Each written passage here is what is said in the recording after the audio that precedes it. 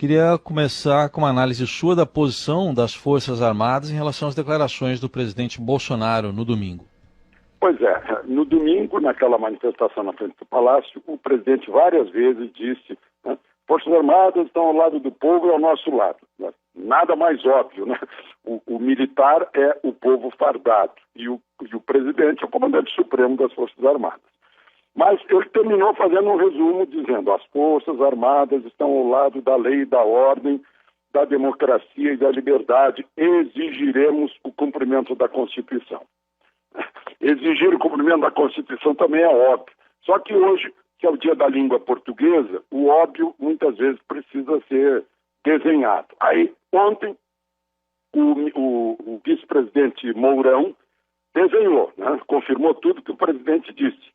E, mais ainda, o ministro da Defesa, né, disse exatamente as mesmas palavras que o presidente disse no domingo. As Forças Armadas estarão sempre ao lado da lei, da ordem, da democracia e da liberdade. Agora, acrescentou, foi além do que disse o presidente, dizendo, depois de receber o endosso dos 3 comandantes das 3 forças, disse, escreveu, né, numa nota, o Exército, a Marinha e a Aeronáutica, organizações de Estado, consideram a independência e a harmonia entre os poderes imprescindíveis para a governabilidade do país. Ou seja, acabou resumindo muito, abrangendo além do que havia dito o presidente da República, né? E traduzindo muito bem o que se quis dizer sobre o cumprimento do artigo 2º da Constituição. Pois é, aí eu repito, no dia da língua portuguesa a gente tem que repetir o óbvio, né? Quase desenhando para que as pessoas entendam o óbvio, que não precisaria estar sendo propagado por aí. Alexandre, o ministro Luiz Fux do Supremo pediu uma manifestação agora da Procuradoria-Geral da República e da OAB do Brasil sobre a proposta do ministro Marco Aurélio Mello, que deixaria para o plenário da Corte as decisões que envolvessem atos dos poderes executivo e legislativo, uma mudança que foi solicitada na esteira das críticas e decisões monocráticas que barraram medidas do presidente Jair Bolsonaro. O que você acha dessa decisão ou dessa sugestão? Isso vem de longe. O Legislativo tem sido o primeiro a se queixar do Supremo, né? Que o Supremo faz leis e não foi eleito para isso. Aliás, o Supremo não foi eleito. O Legislativo é que foi eleito, né?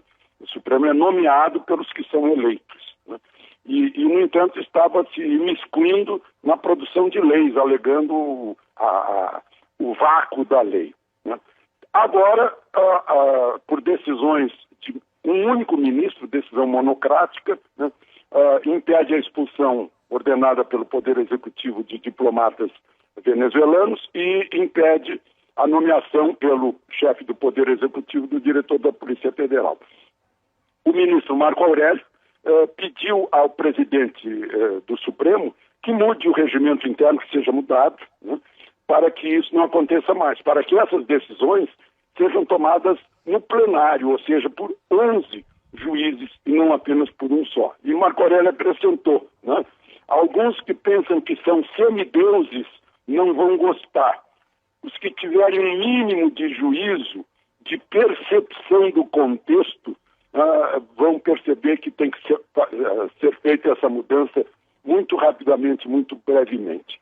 Qual é a percepção do contexto? É o povo na rua, né? O povo na frente do Supremo, o Supremo tem que botar tapumes para se proteger, ministro do Supremo recebendo vaias na frente da casa dele, né?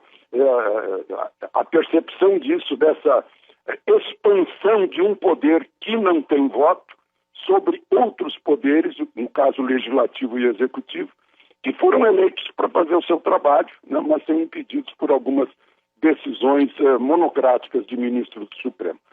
Eu penso que o Supremo vai acabar fazendo mesmo essa mudança. Bom, queria começar aqui falando da manifestação de ontem lá e a relação do presidente Bolsonaro ali na Praça dos Três Poderes. Pois é, inclusive dia da liberdade de imprensa e a agressão a fotógrafos do Estadão, né? Liberdade de imprensa, liberdade de manifestação, como é que a gente está administrando essas liberdades, né? Eu fiquei impressionado com essa manifestação. Classe média de Brasília, parecia que vinha inteira, assim, de repente, né? Só gente que é dono de carro, encheram o eixo monumental, da torre de TV até o Palácio, e foram se aglomerando lá na frente do Palácio do Planalto. O presidente estava em casa, foi para lá com a filha de 12 anos, ficou ao pé da rampa, descia, cumprimentava os manifestantes, voltava, né? E no fundo, né, era ameaça, força, mostrando para o Supremo, olha, estamos aqui, somos os apoiadores do presidente e Supremo, tenha cuidado em separar os poderes, independência de poderes, né? Enfim, foi uma manifestação muito forte, né, que faz a gente pensar a respeito da tal democracia direta, né, passando por cima dos poderes constituídos. Isso é perigoso, né? Enfim, foi um dia para lembrar, né, que terá suas consequências nesta semana. Bom, Alexandre, queria que você falasse também sobre a promessa do presidente nessa manifestação de um novo diretor-geral da Polícia Federal hoje. Pois é, na hora que o presidente disse ontem, né, que ia nomear novo presidente hoje, ele está abrindo mão de insistir, né? Desiste a liminar de Alexandre de Moraes desaparece, porque não há mais motivo. Tudo indica que essa questão toda está em 3 Alexandre, né? O Alexandre de Moraes, o autor do impedimento, o Alexandre Ramagem, o impedido, né? E aí aparece o nome do Alexandre de Souza, que é o número 2 da ABIN, do Alexandre Ramagem, que seria, né? Eu não tenho certeza disso, mas que seria o nomeado hoje pelo presidente Bolsonaro. Abrindo mão, então, desse confronto com Alexandre de Moraes. Aí resta, do outro lado, o exame das denúncias de Sérgio Moro, que depôs no sábado. E falando em sábado, Alexandre, reunião virtual, né, por videoconferência do Senado e lá foi aprovado, então, aquele auxílio aos estados e municípios. Pois é, vai agora para a Câmara, né?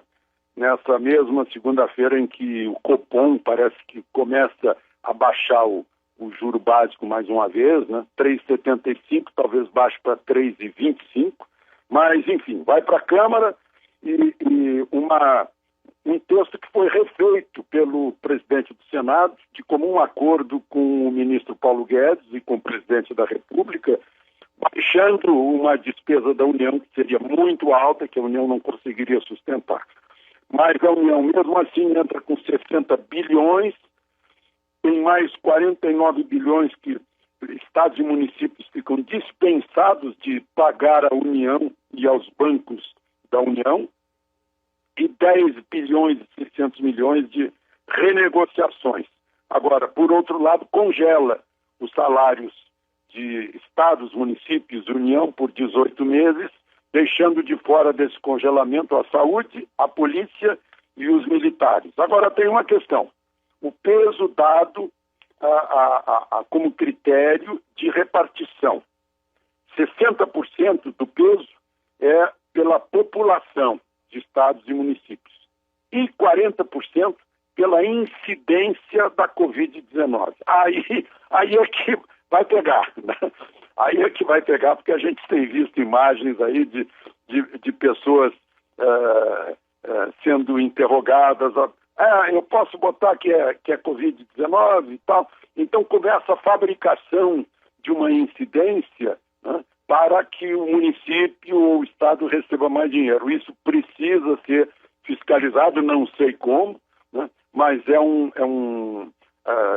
digamos, um truque, né, que dirigentes que estão endividados podem usar para receber mais em detrimento de outros que tenham realmente casos. Esse é o perigo dessa divisão. Vamos ver se a Câmara ainda vai mexer nisso ou não. Provavelmente não, porque já passou pela Câmara, foi para o Senado, agora voltou para a Câmara na votação virtual, na votação digital.